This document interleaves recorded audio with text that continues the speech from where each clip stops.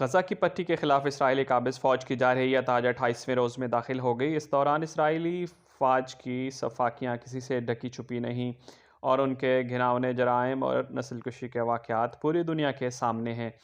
गजा की पट्टी की गुजरगाहों को बंद करने, खुराक, अद्वियात और ईंधन के दाखिले को रोकने का सिलसिला भी जारी है। फ़लस्तीनी वजारत सेहत ने बताया कि 7 अक्टूबर से गजा पर इसराइली फ़ौज की जारी जारहियत में अब तक 9,061 अफराद शहीद हो चुके हैं, जिनमें 3,760 बच्चे और 2,326 ख़वातीन शामिल हैं।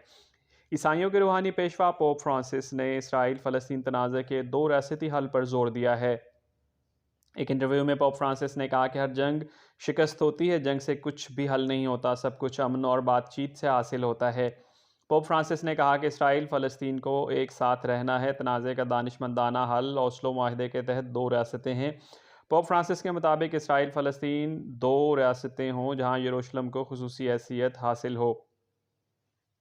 गजा वजारत सेहत के तर्जुमान अशरफ अल कदरा ने न्यूज़ कॉन्फ्रेंस में बताया कि इसराइली जारहियत से 32,000 फ़लस्तीनी शहरियों को मुख्तलिफ ज़ख्म आए हैं। ज़ख्मियों में भी 70% तादाद बच्चों और औरतों की है। अशरफ अल कदरा के बकौल गुज़िश्ता 24 घंटों के दौरान 15 से 20 अफराद जो है जाबाक हो चुके हैं, जिनमें शहदा की तादाद अब बढ़कर 256 से 260 के दरमियान हो गई है। उन्होंने इंडोनेशिया और अल-शिफा हॉस्पिटल में जनरेटर बंद होने के बाद सेहत के तबाहकुन बहरान से पैदा होने की वार्निंग जारी की है। उन्होंने मुतल्लिका हलकों से अपील किया कि वो गजा में फौरी तौर पर अदविया और ज़रूरी मेडिकल सामान भिजवाएं और इस हवाले से रास्ते खुलवाएं। काबिज इसराइली फ़ौजियों ने मगरबी किनारे पर बड़े पैमाने पर गिरफ्तारी मुहिम शुरू कर दी है, जिसमें 100 के करीब फ़लस्तीनियों को गिरफ्तार कर लिया गया है। हिरासत में लिए जाने वाले अफराद ज़्यादातर फ़लस्तीनी वो थे जो हाल ही में इसराइली जेलों से अपनी सज़ा पूरी करके रहा हुए थे। गिरफ्तार होने वालों में दो ख़वातीन भी शामिल हैं, जिन्हें उन घरों पर धावे के दौरान तोड़ फोड़ के बाद गिरफ्तार किया। गिरफ्तारी का यह सिलसिला मगरबी किनारे के इलाके रामुल्ला, बैतुल्लहम और अल खलील में शुरू हुआ, जो बाद में मगरबी किनारे के दूसरे शहरों तक फैल गया, जहाँ काबिज फ़ौजियों ने हिरासत में लिए जाने वाले अफराद को इज्तिमाई सज़ा की धमकियाँ दी। नाबलस शहर में सेहूनी फ़ौज ने 7 फ़लस्तीनी गिरफ़्तार किए, जिसमें से 3 फ़लस्तीनी हाल ही में इसराइल कैद गुजार कर रहा हुए थे। इनमें नुमाया नाम अमजद असाई का है, जो 19 साल से उन्हीं जेलों में गुजार कर रहा हुए थे। कलकीलिया में 2 साबिक असीरान को उनके घरों से अगवा किया गया, जबकि 4 दूसरे असीरान को जनीन से गिरफ्तार किया गया, जिनमें साबिक असीर शरीफ हिर्जुल्ला भी शामिल है, जिनकी उम्र 19 साल है। रामुल्ला में 16 फ़लस्तीनी गिरफ्तार हुई, जिनमें 2 ख़वातीन और हाल ही में इसराइली फायरिंग से ज़ख्मी होने वाला फ़लस्तीनी शामिल है। अरिहा में 2 भाइयों और माजूर शख्स समेत 7 फ़लस्तीनियों को गिरफ्तार किया गया। इनमें एक असीर की गुज़श्ता रोज़ शादी थी। काबे सेहूनी फ़ौजियों ने बैतुल्लहम और 5 और अल खलील से 10 नौजवानों की हिरासत में इन गिरफ्तारियों के बाद 7 अक्टूबर से गिरफ्तार होने वाले असीरों की तादाद 1900 तक पहुंच गई है। इसराइली फ़ौज ने गजा में ज़मीनी ऑपरेशन को वसअत देने के साथ साथ फ़िज़ाई बमबारी की शिद्दत भी बढ़ा दी है, जबकि खित्ते में इंटरनेट और फ़ोन सर्विसेज मुनक़ता होने के बाद इमदादी सरगर्मियाँ भी मुअत्तल होकर रह गई हैं। इसराइल ने तस्दीक की है कि इसकी अफवाज ज़मीनी ऑपरेशन को वसअत दे रही हैं। इसराइली फ़ौज ने जुमे को दोबारा शहरियों को जनूब की जानिब नकल मकानी का मुतालबा किया। Internet monitoring service net blocks के मुताबिक गजा में मवासलाती राब्ता मुअत्तल हो चुका है। फ़लस्तीनी हिलाल अहमर ने कहा है कि गजा में इसकी टीमों से राबिता मुनक़ता हो गया है। हमें ख़दशा है कि हमारी टीमें एमरजेंसी तिब्बी सर्विसेज देने के काबिल रहेंगी या नहीं, खासकर जब इस मुअत्तली से एमरजेंसी नंबर 101 मुतासर हुआ है। फ़लस्तीनी सरकारी मीडिया ऑफिस के सरबराह सलामा मारूफ ने कहा कि इसराइली काबिज फ़ौज ने गजा पर 18,000 टन बारूदी मवाद से बमबारी की, जो हिरोशिमा पर गिराए गए एटमी बम से 1.5 गुना ज़्यादा है। मारूफ ने गजा में एक प्रेस कॉन्फ्रेंस के दौरान गजा की पट्टी पर मुसलसल जारी नाजी इसराइली जारहियत के नुकसानात और असरात के बारे में बात की। उन्होंने बताया कि कासिब दुश्मन ने फ़लस्तीनी ख़ानदानों के ख़िलाफ़ 1,000 के करीब कत्लेआम किए, जिनमें हज़ारों अफराद की जानें गईं। इस मौका पर 35 सहाफ़ी, 124 तिब्बी अमले के कारकुन और शहरी दिफा के 18 कारकुन शहीद हुए। उन्होंने बताया कि गासिब मुजरिम सेहूनी फ़ौज ने गजा की पट्टी में बच्चों को ख़ास तौर पर निशाना बनाकर नस्लकुशी की मुहिम शुरू कर रखी है। इस दौरान काबिज फ़ौज ने 3 माह और 8 माह के दरमियान के दर्जनों बच्चों को शहीद किया। उर्दन के बाद बहरीन ने भी इसराइल से अब अपना सफ़ीर वापस बुला लिया है। ये एहतजाजी कार्रवाई दूसरे मुस्लिम ममालिक तक भी अगर बढ़ा दी जाए तो फिर यकीनन इसका एक प्रेशर बढ़ जाएगा। ग़ज़ा में इसराइल के वहशियाना बमबारी का सिलसिला ना रुकने पर अब आलमी रद्द-ए-अमल भी एक तरफ जारी है और उर्दन के बाद बहरीन ने भी जो है सफारती ताल्लुकात मुनक़ता करते हुए अपना सफ़ीर इसराइल से वापस बुलाया है।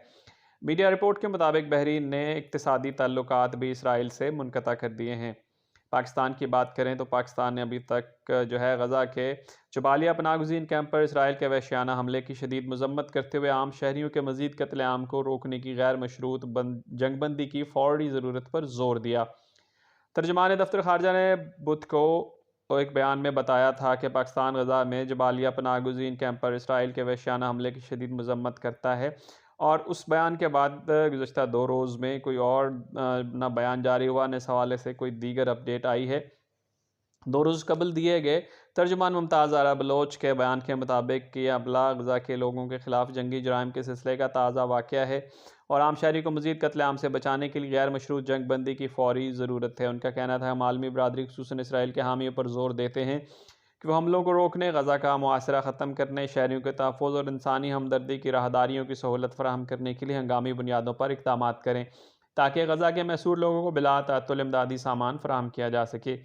अलजायर की पार्लियामेंट के डिप्टी स्पीकर यूसुफ जीसा ने फ़लस्तीनी अवाम के लिए अरब और इस्लामी हिमायत और उनकी मज़ाहमत की हिमायत पर ज़ोर दिया है जो बार बार इसराइली जारहियत का मुकाबला करती है और फ़लस्तीनी सरज़मीन पर और इसमें मौजूद अरब और इस्लामी अक़वाम के मुक़द्दसात की हिफाजत करती है।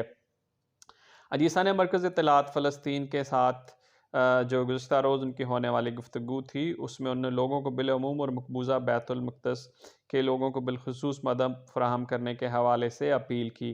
उन्होंने कहा मुसल्लह मज़ामत को भी मदद फ़राहम की जानी चाहिए जिसे काबिज़ रासत और इसके आबादकारी के मनसूबों से लड़ने के लिए बराह रास्त हिमायत की ज़रूरत है।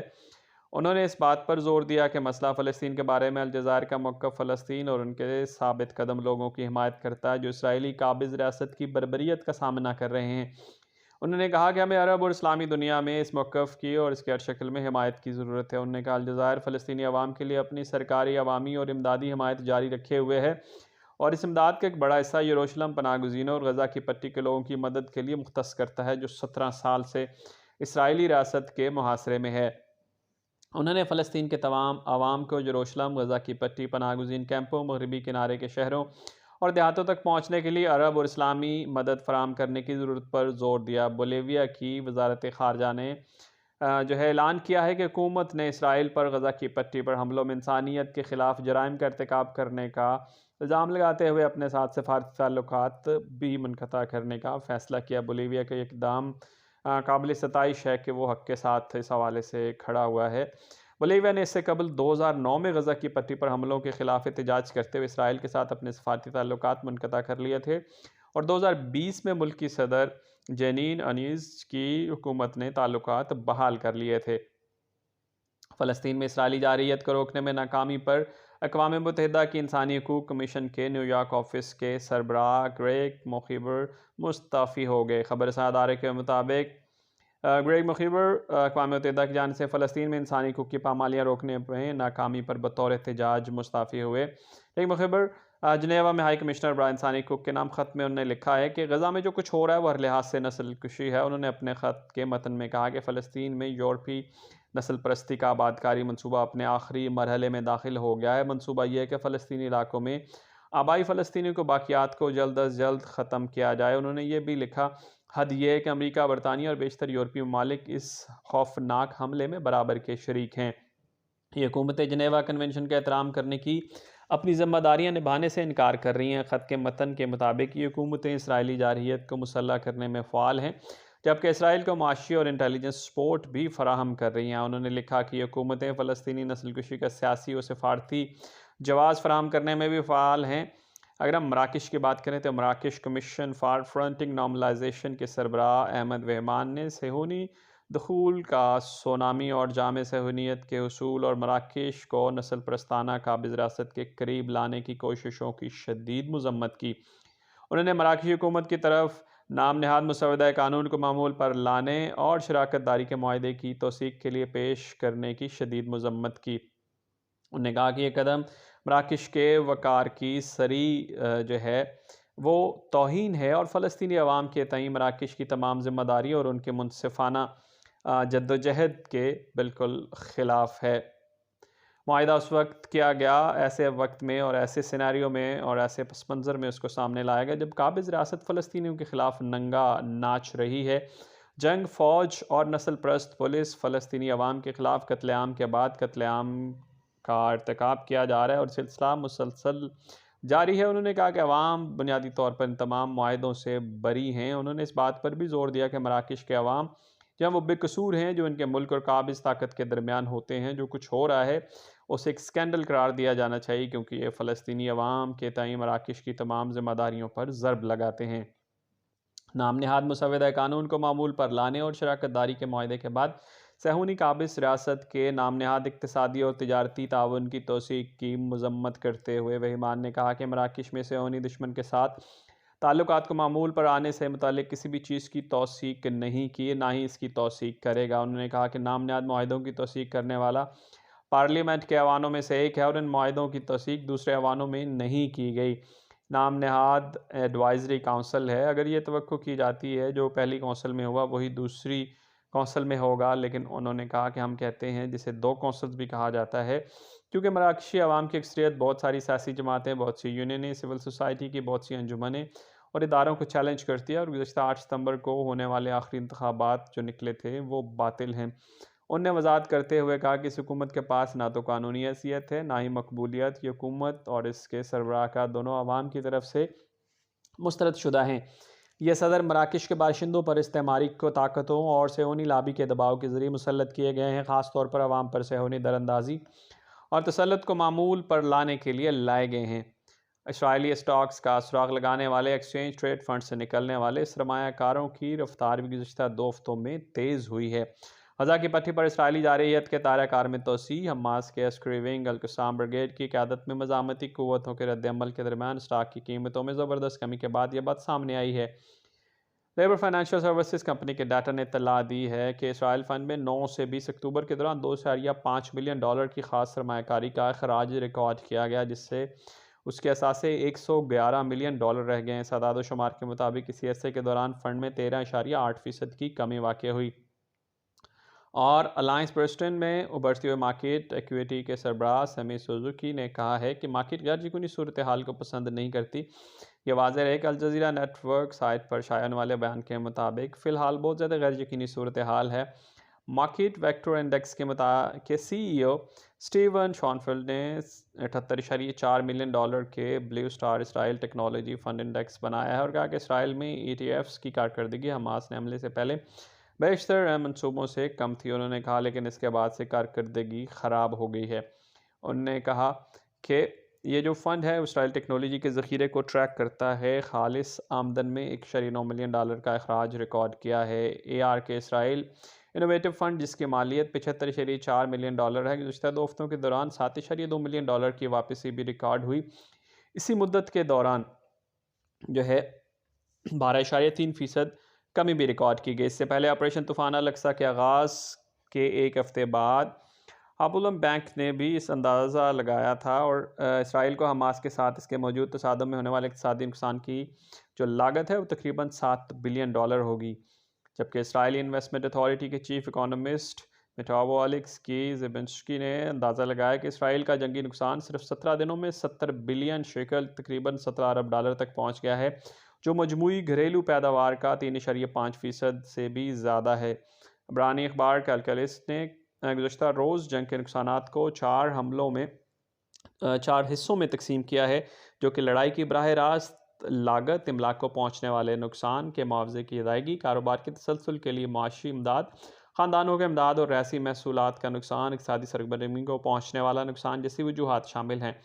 उन्होंने निशानदही की कि अंदाज़े बैंक ऑफ इसराइल और वज़ारत ख़ज़ाना के गैर सरकारी तखमीनों से ज़्यादा हैं, जो कि GDP के 2 से 3% के दरमियान हैं। सेंचुरी ने यह भी वजाहत की कि टैक्स महसूलात में रियासत के नुकसान का तखमीना मजमूई घरेलू पैदावार में 1.5% कमी या तकरीबन 28 बिलियन शेकल $7 अरब के तखमीने पर मबनी है। उन्होंने निशानदही की 2023 के आखिर तक खसारा GDP के 3% तक पहुँच जाएगा, जबकि जंग से पहले के खसारे की GDP के 1.5% की तवक्कुआत के मुकाबले में ये बहुत ज़्यादा है। खसारे में मुतवक्के इजाफे के नतीजे में खसारे को ख़त्म करने के लिए दरकार रकम साल के आखिरी 2 महीनों में $12.5 अरब तक पहुँच सकती है। ये फ़र्ज़ करते हुए वज़ारत ख़ज़ाना ने अपने ज़ख़ायर में से तकरीबन 10 बिलियन शिकल जो $2.5 बिलियन बनते हैं वो इस्तेमाल करेगी और वो बजट में अखराजात को कम करके खसारे में भरने के लिए दरकार रकम को कम करने की कोशिश करेगी, जिसे बाज़ मनसूबों को मुंजमद करना, हुकूमती इत्तेहाद के फ़ंड्स में कमी। लेकिन इसके बावजूद उन्हें 37 बिलियन जो हैं वो इकट्ठे करने की ज़रूरत होगी। अंदाज़ों के मुताबिक ख़ज़ाना 2023 में मतलूबा रकूम जमा नहीं कर सकेगा और उसे अगले साल के बाकी रकम जमा करने पर मजबूर हो जाएगा। अखबार ने इस हवाले से भी इशारा किया कि बैंक ऑफ इसराइल का कानून वजारत ख़ज़ाना को दरख्वास्त करने की इजाज़त नहीं देता। हम पाकिस्तान की बात करें, पाकिस्तान पीडियाट्रिक एसोसिएशन ने कहा है कि गज़ा में 10 लाख से ज़्यादा अफराद के भूख से मरने का ख़तरा है। ये बात पाकिस्तान पीडियाट्रिक एसोसिएशन ने फ़लस्तीन की सूरत हाल पर अक़वाम मुत्तहिदा को लिखे गए ख़त में की है। PPA ने ख़त में कहा है कि गज़ा में खुराक की कमी संगीन इंसानी बहरान को जन्म दे सकती है। हज़ारों ज़ख्मी गज़ा के अस्पताल में ज़ेर इलाज हैं। अपने ख़त में पाकिस्तान पीडियाट्रिक एसोसिएशन का कहना है कि गज़ा में इस वक्त इंतहाई हंगामी सूरत हाल है, ना दवाएँ हैं, ना दीगर तिब्बी सहूलियात हैं और तिब्बी आलात की भी शदीद कमी है। PPA की जानिब से ख़त में कहा गया कि अक़वाम मुत्तहिदा फ़ौरी तौर पर जंग बंदी के लिए असर व रसूख़ इस्तेमाल करे। पाकिस्तान पीडियाट्रिक एसोसिएशन के ख़त में यह भी कहा गया कि अक़वाम मुत्तहिदा की ज़िम्मेदारी है कि वह इन मुतासरा ख़ानदानों की हिफाजत यकीनी बनाए। पाकिस्तान पीडियाट्रिक एसोसिएशन ने गज़ा में 10 लाख से ज़ायद अफराद के भूख से मरने का ख़तरा और ख़दशा ज़ाहिर किया है।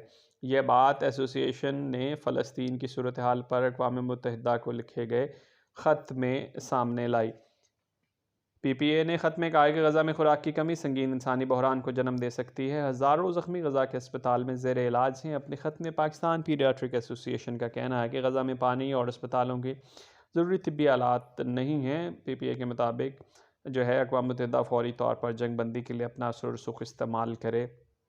और एसोसिएशन के ख़त में ये भी कहा गया है कि अक़वाम मुत्तहिदा की ये बुनियादी ज़िम्मेदारी है कि वो आलमी अमन के लिए अपना जो है किरदार अदा करे और ये जो हंगामी सूरत हाल है जहाँ पे इंसानी नस्ल कुशी जारी है, वो इस हवाले से जो है एक ज़िम्मेदार इदारे का किरदार अदा करते हुए वो मुकम्मल तौर पर अपना जो है किरदार अदा करे और सारी सूरत हाल में बेहतरी लाए। इस सारी सूरत हाल में नाज़रीन मुख्तलिफ़ पहलुओं से हमने इस चीज़ को डिस्कस किया कि इसके ऊपर आलमी इदारे क्या राय रखते हैं, इसराइली फ़ंड्स की इंटरनली इसराइली मईशत के ऊपर क्या सूरत हाल है, आलमी तंजीमें क्या सोच रही हैं, फ़लस्तीन के इनसे जो ज़िम्मेदार इदारे हैं वो क्या सोच रहे हैं। इस सारी सूरत हाल में हम ये उम्मीद कर सकते हैं कि जल्द ही किस हवाले से कोई मौसर आलमी जो है कोशिशें सामने आएंगी। तब तक जो है वो बड़ी ही ख़तरनाक सूरत हाल है और एक इंसानी अलमिया खुदा न खास्ता जन्म लेने को है। उम्मीद करते हैं, दुआगो भी हैं और उन तमाम ज़िम्मेदार इदारों से, मुक़तदर क़ुव्वतों से और जितने भी की पर्सनालिटीज़ हैं उनसे हम ये अपील करते हैं और ये उम्मीद भी रखते हैं कि वो जल्द जो है अपना ज़िम्मेदाराना किरदार अदा करते हुए इस हवाले के कोई बेहतरी लाने की कोशिश करेंगे। Thank you for listening and watching inside speak.